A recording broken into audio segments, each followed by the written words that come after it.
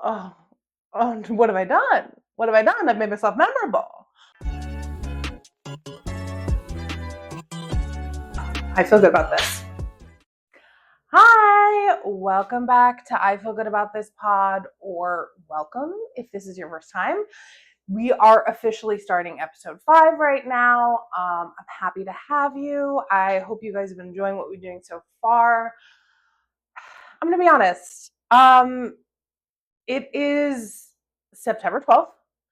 And for those of you who are awake and alive, it has been a bad week for a number of reasons. And I'm going to go over, for me, why it's been a bad week personally. Number one, gesturing wildly to everything out there. Number two, woke up with my period this week, which was a shock to me. For no good reason, because since I was like 14, my period has been so regular, comes once a month, around the same time, like clockwork. And when I tell you, I have never in my entire life been prepared for the arrival of my period, it is always a complete shock to me. I'm always furious, which, like, I have the right to be. And if you don't think I do, you can kick rocks. Actually, don't continue to watch because I need the views, but like, you can respectfully disagree with me in the comments if you want. Actually, you can't. No, non negotiable. It sucks. And unless you have a period, we're not talking about it. Second thing is, because of my period, I'm very emotional and I'm watching videos online because I don't have a job, obviously, and that's sort of what I do is I watch videos online, and that's what most of us do, even those of us who do have a job. And I watched this like cancer video of this guy who like survived 2 types of cancer and like got his leg amputated, and I literally just like burst into tears.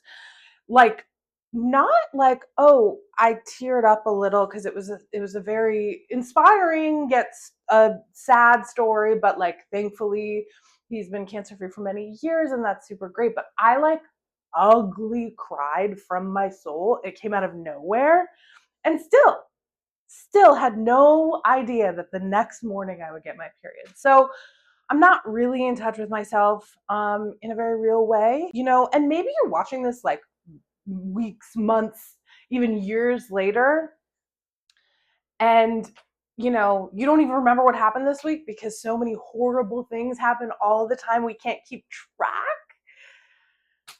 But you can relate to a bad week. So what we're going to do is we're going to talk about some things that we feel good about, some things we don't feel good about, because nothing feels better than venting and hopefully laughing about the trivial things that happened this week. So stick with me. Episode 5 is going to be good and it's going to raise our spirits. We're going to have fun. Okay, let's do this. We are at our first segment. I feel good about this week. And the first thing I want to talk about is, it's not new, but it jumped back into my life as a beautiful memory because I saw this person post some pictures on the internet. Again, like, God, everything I talk about is social media related. I swear I do other things, but honestly, no, I fucking don't. Anyways, so I was going through social media and up pop these gorgeous photos of Lindsay Lohan. And it just made me remember how happy I am about this new Lohanaissance that we're having, that she's having. I'm not taking credit for it. It's all her. And when I tell you these photos, like, okay, so like we know she's had like a very intense glow up and she looks flawless, but like I had an emotional reaction to these photos. Like, and if you watch the intro, of course, I did get my period this week, which makes me very emotional. But I'm not going to discount these very real feelings of feeling like we won. You know what I mean? And by we, I mean just people who are around the same age as Lindsay Lohan, who really grew up with her.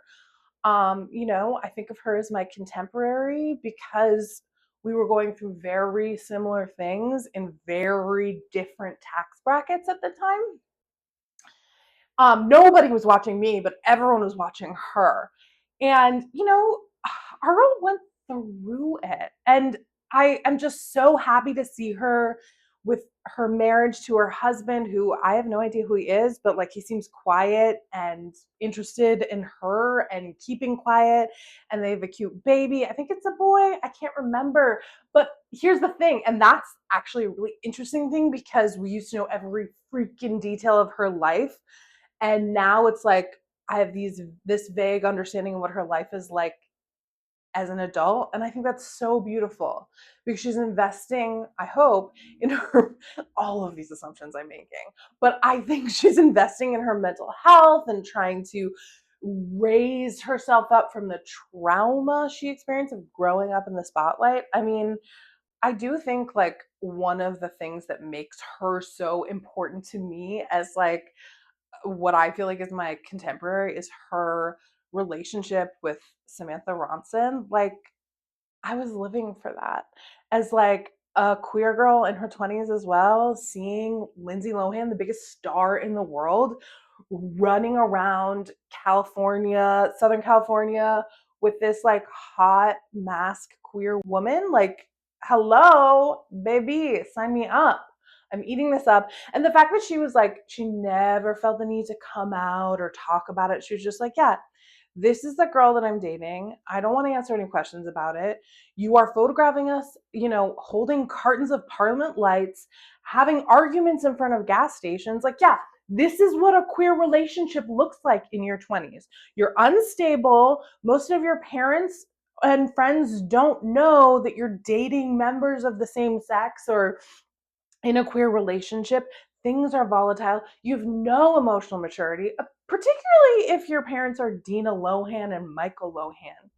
And speaking of Michael Lohan, okay, he's like currently in prison for domestic violence, which I'm sorry to bring that up. That is probably triggering to a lot of people.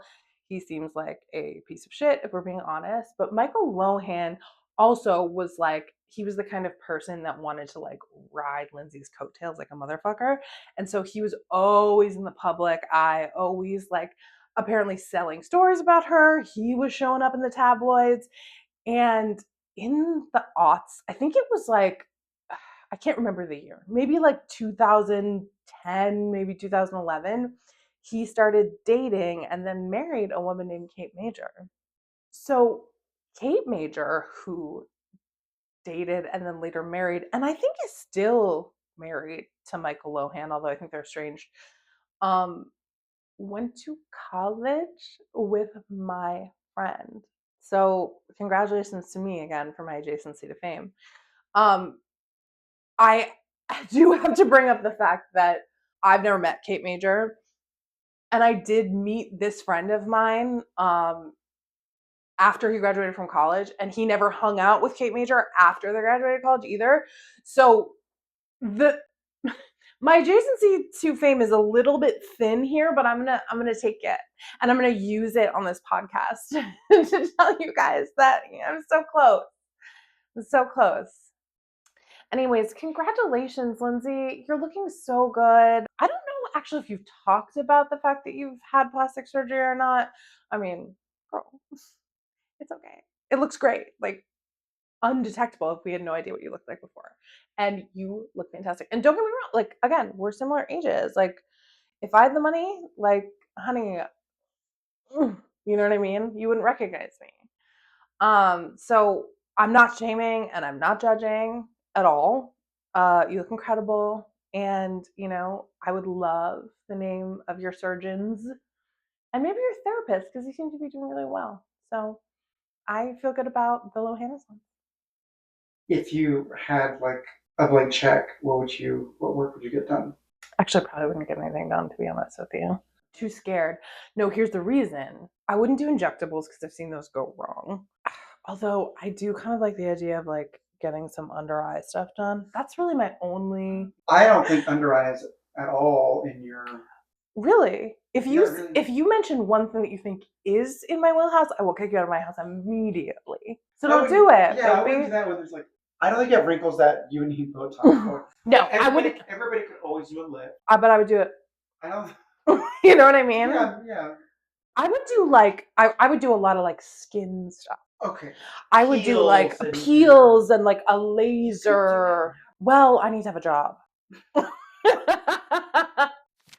Okay, so the next thing I feel good about this week is a bit niche.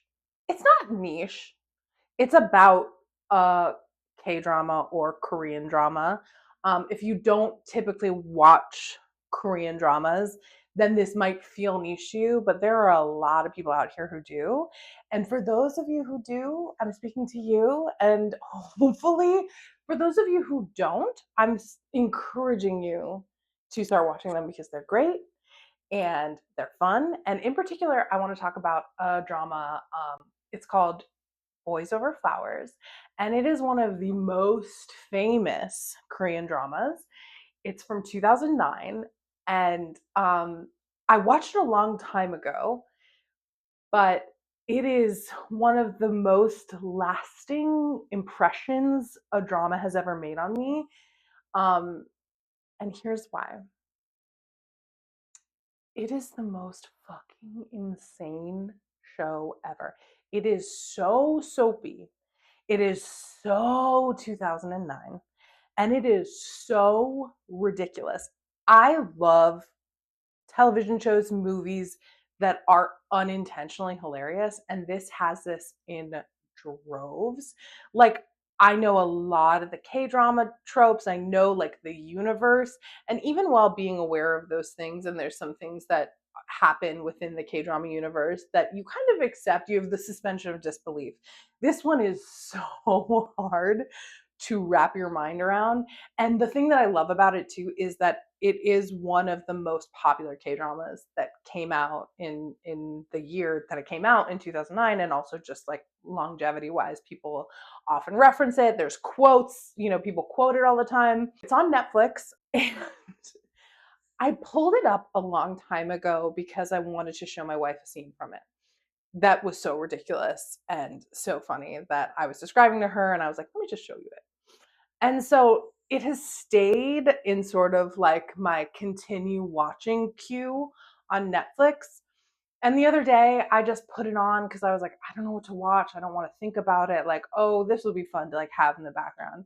And it got me thinking that this main character, her name is Kun Jandi or Jandi, and she's a high school student. And the premise is that she, in the very first episode, she comes from a poor family, and her parents have a dry cleaners, and she is delivering stuff for her parents' dry cleaners to this really wealthy elite school. It's a private school, and it's owned by this conglomerate that is like the biggest conglomerate in South Korea. And the son and heir to this conglomerate happens to go to this school. I mean, obviously, like it's owned by his family as well. So he's like a cajillionaire, and everybody at the school is, similarly wealthy, not as wealthy as him. But he and his three best friends, they're referred to as F4, which is like the cool kids at school. And they're treated like, you know, idols. People, like, they walk down the hall in like a foursome, and like everybody like gathers around them and screams like they're at a concert, which is like very unbelievable to begin with. And they're also horrible bullies to people who aren't like them. And so when Chandi gets to the school and she's delivering someone's dry cleaning, and then she ends up, of course, randomly saving someone from jumping off the building and saves his life. By the way, this like tiny girl is like saving this like high school student who's a boy, but he's significantly bigger than her and larger than her, and he jumps off the building and she grabs him. And I was like, okay, this is my first indication that we are not working in a, level of reality that I'm familiar with. And so it got me thinking, as I was watching the show, she ends up like in a relationship with like the main guy who's like the rich guy at school. And it's a real push and pull situation. So many things happen. But like life just happens to this girl. And there is so much trauma that happens to her, and she just like goes to school the next day. Like no, like one single thing that happens at in this show could send you to a lifetime of therapy. And she just shows up all wide-eyed and bushy-tailed the next day, being like, gotta get to class, and waiting for the next horrible traumatic thing to happen to her. So what I did for you guys, and really for myself, because I was like, I want to know what the fuck happens in, because I think there's like 25 episodes and each episode is like an hour plus long. So a lot goes on and a lot happens to her. And so I asked ChatGPT to put together a list for me of all the traumatic things that Chandi goes through during her experience. And I think this is only a year of her life. Maybe it's 2 years, but we're going to go through the list real quickly because it's insane for one person to experience this. And also, it is a bit of a spoiler. So, yes, I'm spoiling it for you. But when you see all of this play out, you'll never believe it. So it's like you can hear about it, but watching it is an experience in and of itself. The just dramatic experience of how they stage this in this drama is well worth it, even if you know what's going to happen. Also, I'm going to read this and you're going to fucking forget about it anyway. So just go watch it. It's on Netflix. Okay, so I have my list here. I'm going to be looking off to the side a little bit. Okay, the first on the list is the bullying and the harassment. So, as soon as she enters the school, she's bullied ruthlessly for being poor, which is like, okay, I'm sure that happens in wealthy schools like that, but like, what's wrong with you? And also, she gets so when I'm telling you this group F4 of all the popular guys who are really wealthy, which includes the main popular guy, they have this red card system where they like put a red card in someone's locker, and that means that that person is the target to be bullied by the whole school. And so they do that for her, episode 1. This poor fucking girl who saved someone's life. Okay, number 2, and trigger warning, this is like not a great thing. She gets drugged at a party and almost assaulted. Like she wakes up in someone else's bed and has no idea what happened. Luckily, she wasn't assaulted, but that happens. And she's in a random stranger's bed and then wakes up and then was like, oh, like that sucked. Gotta get to school. Next episode. She also nearly drowns, which is really hard to wrap your head around because we're supposed to believe she's also a competitive swimmer. And so she nearly drowns in a pool and someone else saves her. Like, writers, come up. So when she starts dating the main famous guy, his name is Gu Junpyo. So Junpyo and Chandi start dating, even though like everyone hates it. Like, how could you be attracted to a girl who doesn't have money? It's insane. What are you doing? So his mom, who is the president of this huge conglomerate, starts like harassing Chandi and her family.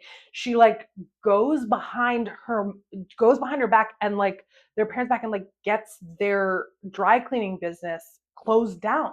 Like psycho. This is your son's girlfriend. It's like doesn't necessarily mean that he's gonna marry her, but she can't have it. He has to be dating a rich girl. And so like because of that, her parents go bankrupt and then they abandon her and they go live in the countryside and she's alone living in Seoul, like has to find her an apartment, has to find a job. And by the way, this girl's like 16 or 17. Her parents like, bye. Like, I hope you do well. And like maybe that does happen, but maybe the therapy, the trauma. Okay, the next one, she we talked about how she's a competitive swimmer, right? So she then ends up injuring her rotating cuff, loses her dream. She can no longer be a competitive swimmer.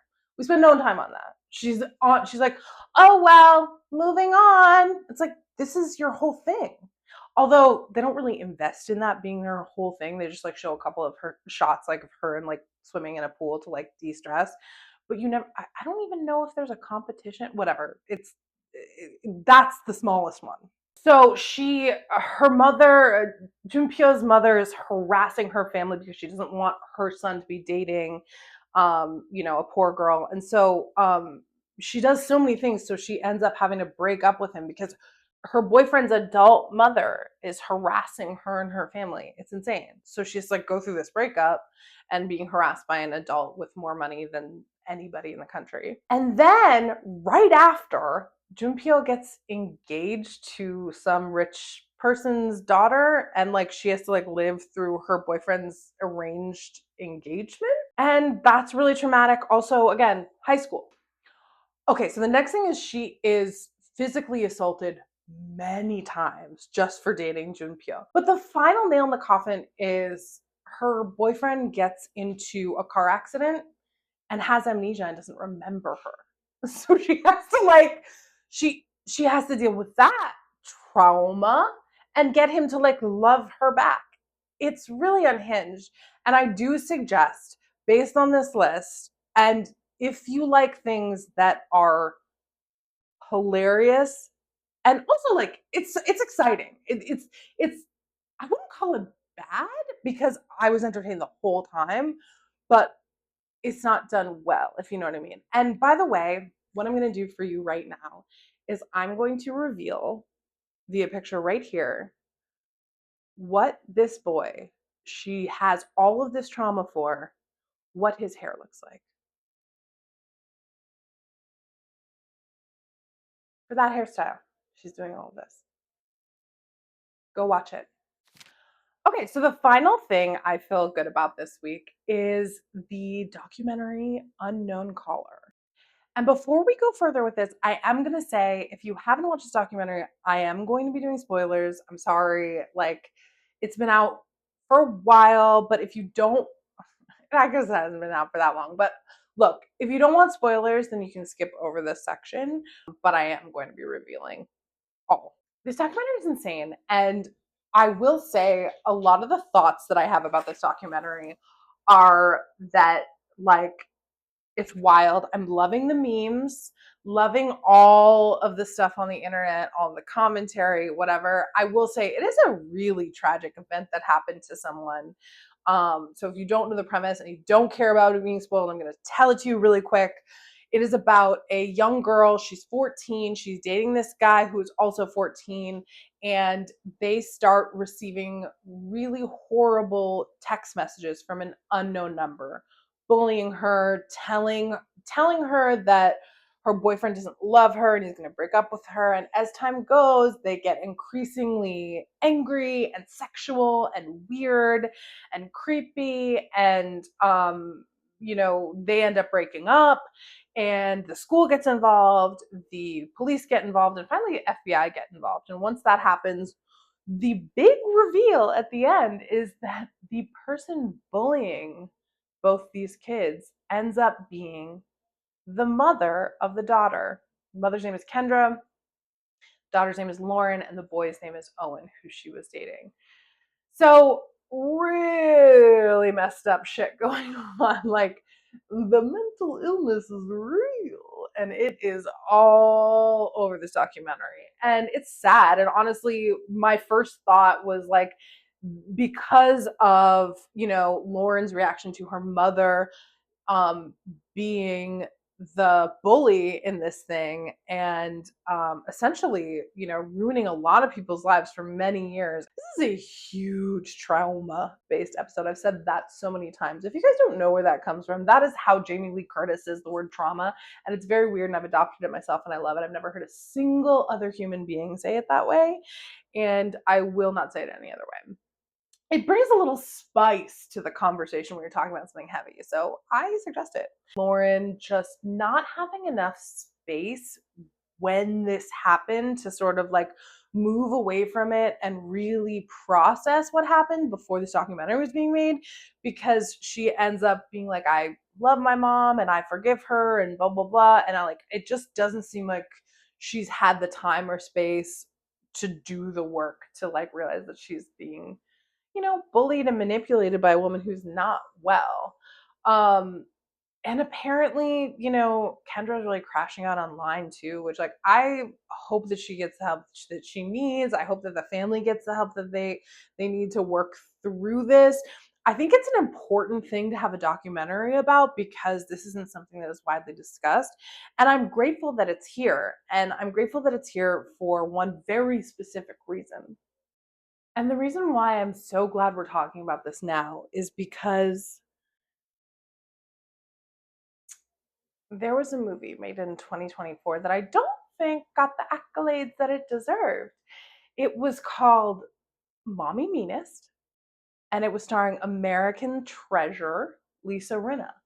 And it was all about how her daughter was getting cyberbullied. And spoiler alert, Lisa Rinna turned out to be the perpetrator. And it was clearly based on this case. Lifetime does an incredible job of pulling straight from the headlines. So it was clear that this was, they were aware of this case when they made this movie.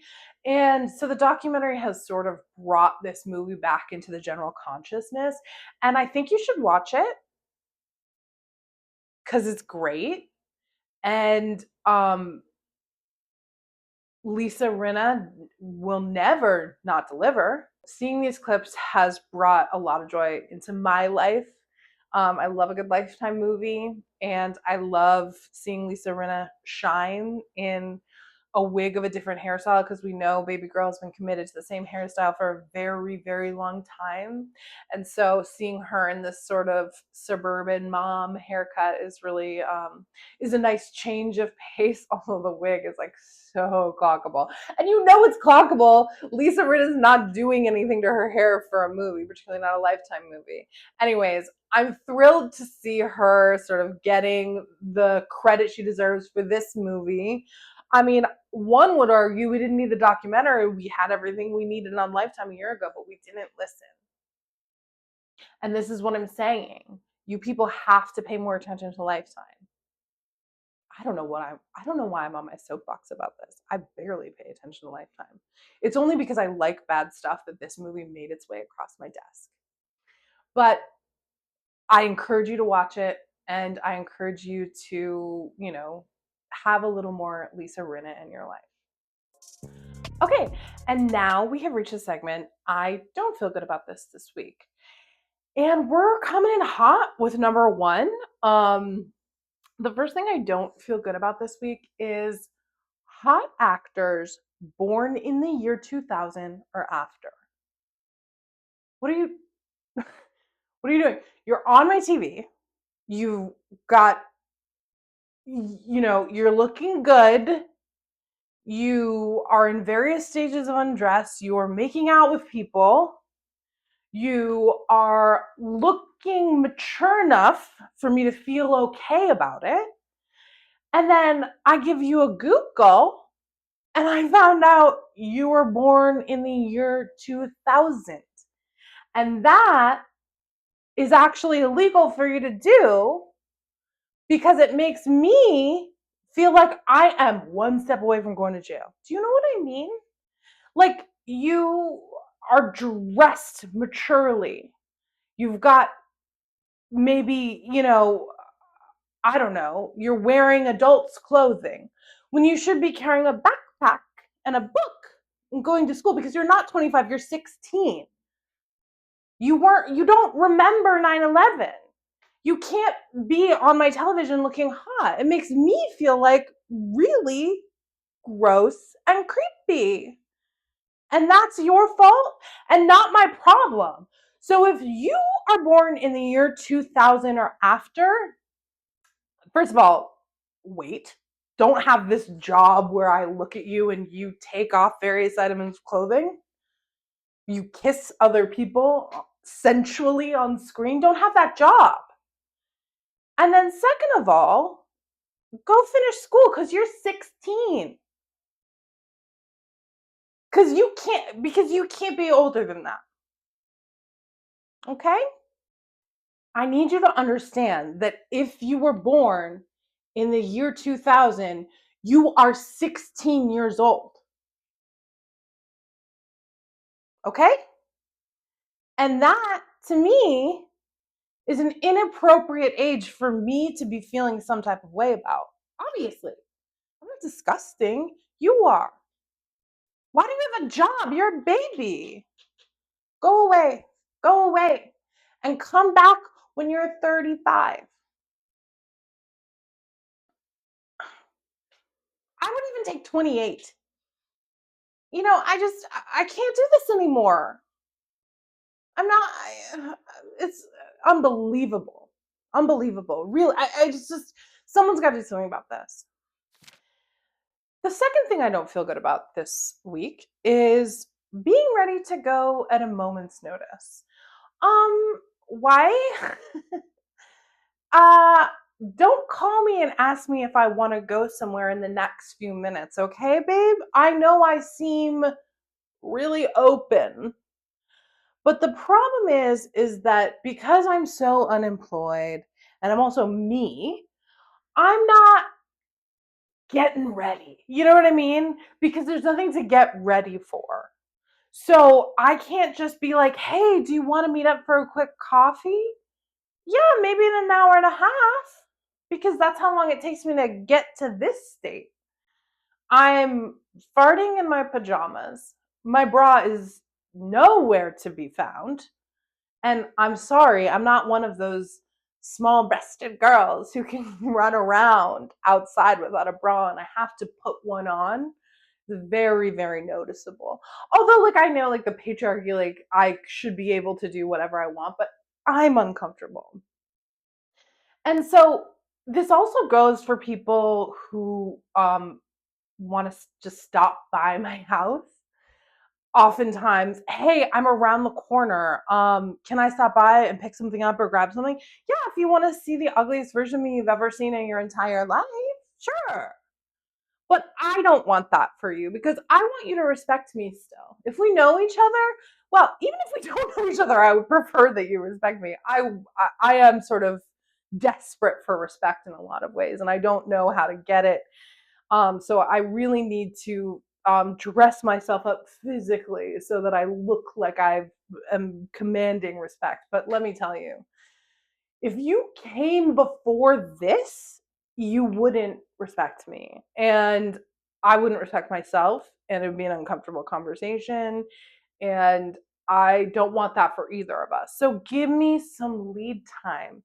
You can't just show up. You can't just be around the corner from my house. And that actually is tough because I do live in a neighborhood where people like walk around in, and there's shops and bars and restaurants. And so oftentimes people will be like, hey, I'm actually 10 minutes from your house. Can I stop by? And I'm like, yeah, again, if you wait an hour and a half for me to shower, do a whole concert in the shower, because I can't like take a quick shower. I've never taken a quick shower in my entire life. Even when I had to be at work and I knew that I didn't have enough time to take a shower in the morning, I would lie to myself and say, you got it, girl, you can make this quick. I've never taken a quick shower in my life. Even when I'm in situations where, oh, you got to be quick because there's not a lot of hot water. Guess what? The person after me is taking a cold shower. I'm sorry, it's not purposeful. I have time blindness. I have no idea how to be quick. So that's why I need the lead time. I'm good at planning. I'm good at planning to be ready. And when I know I need to be ready, I will be ready. But baby, I can't be ready at a moment's notice.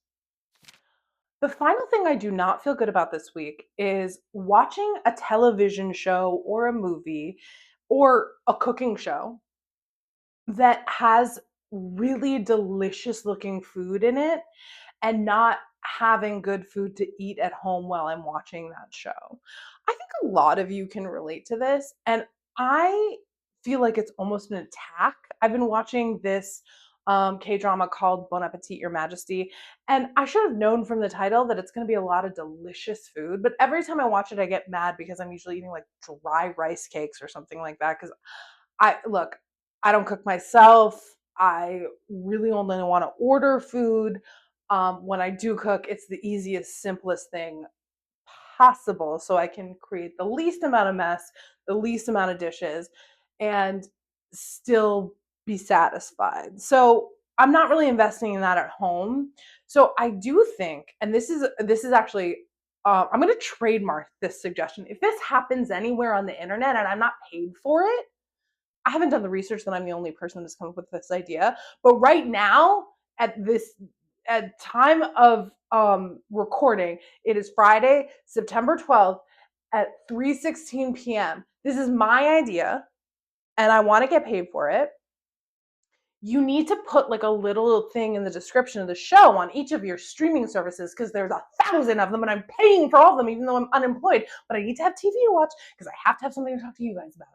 Anyways, there should be in the description, babe, this is a great show, but it's not for you right now because you don't have a steaming hot pile of delicious Korean food to munch on while you watch this.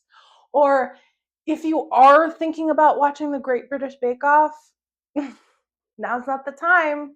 You don't have any baked goods in your house at all because when you went to the grocery store, you were a different person and you decided that you wanted to be as healthy as possible. So all you have are ingredients that are rotting in your fridge and you aren't doing any of that. And none of that, absolutely none of that, is a hot buttery croissant or a fruit tart or a chocolate cake. So don't watch this. I mean, you can shorten the description, but I think putting something there along those lines would be perfect and be really helpful for people like me. I was so desperate that I literally texted my friend Brandon last night, who I also have a podcast with. It's called Movies We Missed. You can find us on all social media and also on podcast sites like Spotify or Apple, Movies We Missed. And he's also a baker. And I'm like, I had to like swallow because my mouth was watering while I was talking about this. You know, it's like, this is where I'm at. He makes some of the most incredible baked goods and he does it a lot. And so being a friend of his, I benefit a lot from those. Oh, I was in the mood to make this. Here's some extra. Amazing. Well, I texted him last night and I said, you haven't been baking a lot lately. Totally unprompted. And he was like, okay, what are you in the mood for? And I was like, I would like something custardy and fruity and like something along those lines. Please, preferably Monday night when we record our podcast. That's where I'm at.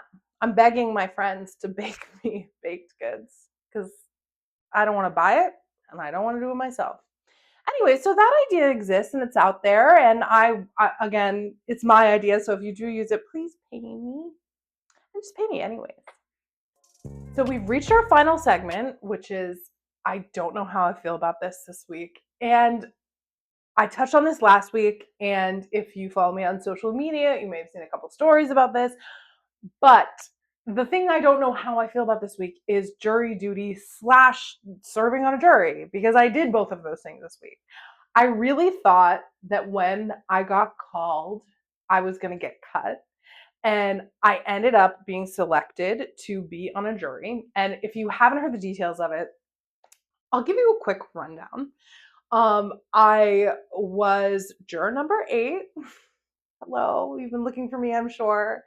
And it was a unique experience. First of all, I walked in wearing a bright green dress. Didn't think about that at all. And then after I did get selected, one of my fellow members of the jury goes, so did you wear that dress because you wanted to get selected? And I was like, no. And I started to sort of take everybody in around me, and they were all wearing like very neutral, like all black or like white or beige clothing. And I was like, oh, what have I done? What have I done? I've made myself memorable. Also, the fact that like I went there all prepared to be like, if they ask me why I don't think I could be a good juror, I've got a laundry list of reasons, all, very soapboxy. I don't believe in the system, blah, blah. Didn't get the opportunity. They really just asked me a few questions about my employment, which there's none. And the fact if I have children, which also there's none. So it was like, you're perfect, girl. Come on in. And the green dress. Sit down, juror number 8. So there I was, and we got selected, and it happened really quickly. And literally, as soon as we were selected, the trial started. The judge was like, girl, we're here. This was quick. Why don't we get started? And so we were like, okay. And the case was a little interesting.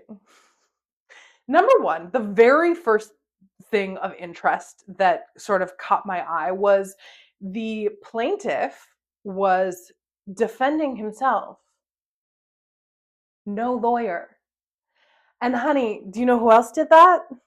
Ted Bundy. That was the first thought in my mind because I'm a psychopath and I love true crime. And I was like, "Oh, this is going to be spicy. Whatever this is going to be spicy." And it was a civil case, it was not a criminal case, and the plaintiff who was defending himself was suing the defendant for hitting him on the back of the head with a hammer, which is battery. And I was like, why isn't this criminal? But nobody really explained that to me.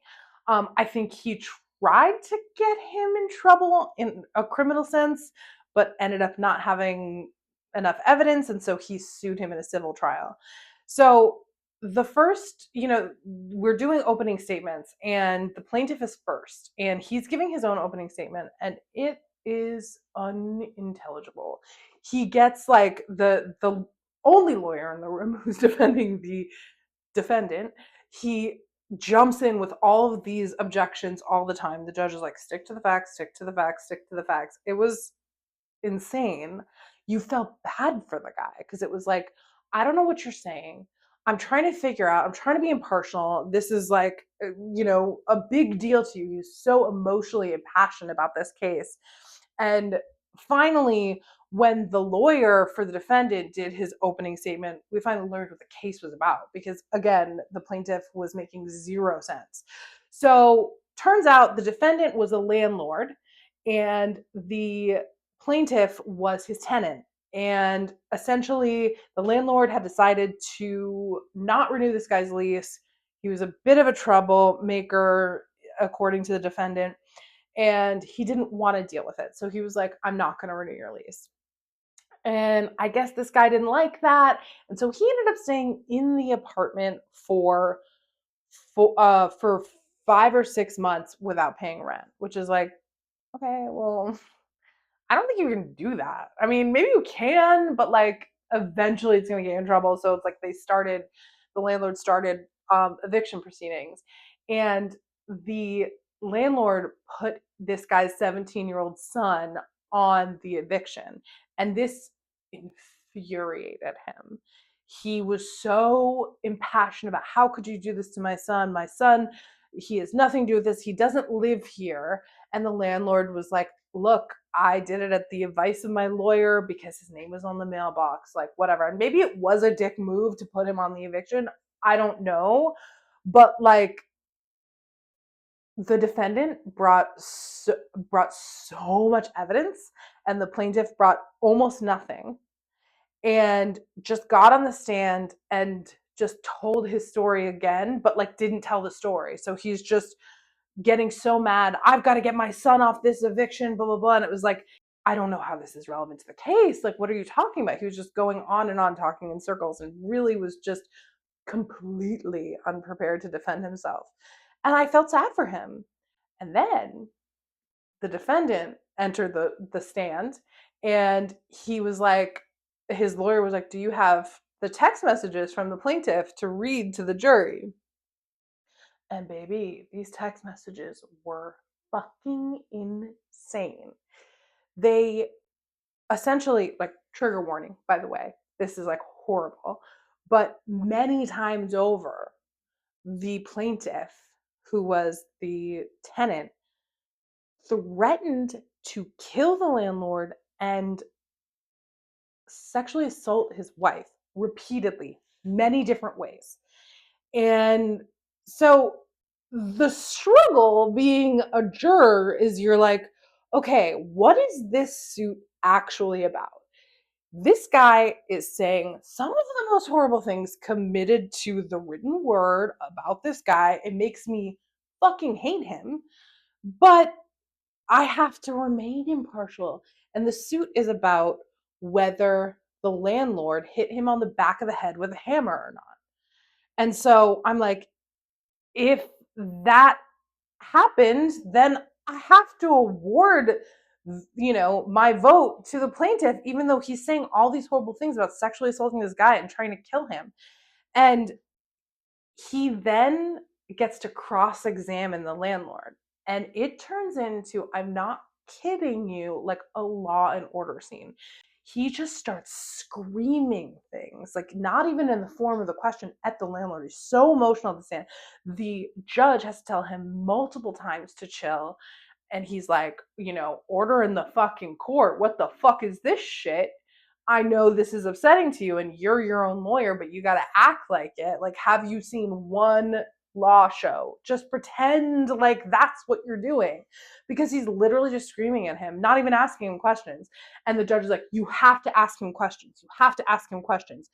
Put that in the form of a question. Put that in the form of a question. The lawyer who is sitting at the defendant's table is constantly objecting. And they're all talking each other, all talking over each other. And the judge finally goes like, you need to be quiet. You need to not talk over each other. We need to have the court record accurate. If you don't stop this behavior, I'm going to put you in handcuffs, hold you in contempt of the court, and this whole thing will be a mistrial. And I was vibrating, not only because I knew that I couldn't fucking tell anybody what was going on. I had to come home and sit on the couch with my wife and ask her how her day was, and I could not share any of the information until the trial was over. I was literally vibrating from that information, because obviously, if this is your fifth episode watching, or you know me personally, you know that all I want to do is talk about shit. So that was one of the biggest struggles I've ever personally gone through. And then, second of all, after that point, the fucking plaintiff who's cross examining the defendant starts screaming, where in those text messages did I use the word rape? Where did I ever say rape? And I immediately sunk into my chair. I got scared. He was scaring me.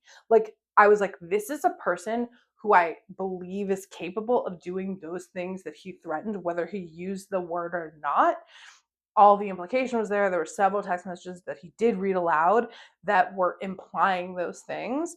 And so I immediately started, the hair standing up on the back of my neck, being like, having a reaction where it's like, I have to get out of this room because this person is scary, which I don't know that I've ever experienced that in that kind of setting. I've never experienced any of this in any way. This was insane.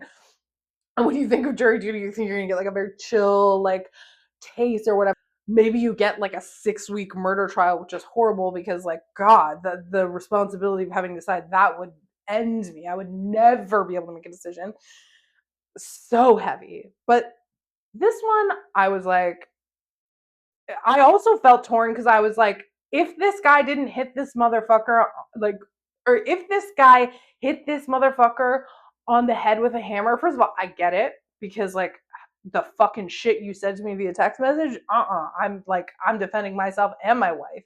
And two, to be provoked to that point, and to not see an end in sight and have a person who is not leaving your property, I get it, self-defense. And I don't want to give anything to this guy because he's actively scaring me in this courtroom, and I don't get the impression that he's a good person. So yeah, that was really tough. And we left, and we were supposed to come back the next day for closing arguments, and then we were going to deliberate and make a decision. What ended up happening is we came back, we were sitting in the jury room, we were there for 2 hours, no idea what was going on. They were talking in the courtroom. And then the judge came back and he was like, I ended up having to, um, you know, close the case and, judge in the favor of the defendant because of a technicality with the paperwork, which ended up being great because that was the way that I would have voted. Because I forgot to mention, they did show us a video of the incident because there was security footage, and we watched it, which I was scared to watch anyways because I didn't want to see a violent attack play out. It's very different from seeing it on TV and movies to seeing it in real life and then being in the room with the people who were doing those things. But we saw the video, and ultimately that guy did not hit him on the back of the head with a hammer. He did kick him in the back, but there was no hammer involved. So the defendant wins, essentially. And that was how the judge ruled, but he had to rule based on like some weird technicality. So we were discharged and didn't have to do it, which like I'm glad, because I was scared of that man. I was like, if I don't rule in his favor, I feel like he sees me, he knows me. Oh, that bitch in the bright green dress. Yeah, I saw her. I'm gonna fuck her up outside of the courthouse. So I was glad it went the way it did. And I don't know how I feel about it, because like it was a very intense experience. And at the same time, like I was like, I never want to do that again. But I am kind of thrilled to have this story to tell for the rest of my life. So I don't really know how I feel about it. Who would play each of the guys? Like Ray Liotta would play the plaintiff. Richard Dreyfuss would play the defendant. Richard Dreyfuss in like 1994. And Ray Liotta in like 1994 as well. Peak. Peak. Okay, that's it. We did it. That's episode 5. A lot of yelling, a lot of impassioned feelings. That was just kind of what the week served up to me. So I hope you guys enjoyed it. If you did, share this with your friends. I would love for them to see this too. Again, I don't know if you remember the main goal from the first episode, but I'm trying to make this my job.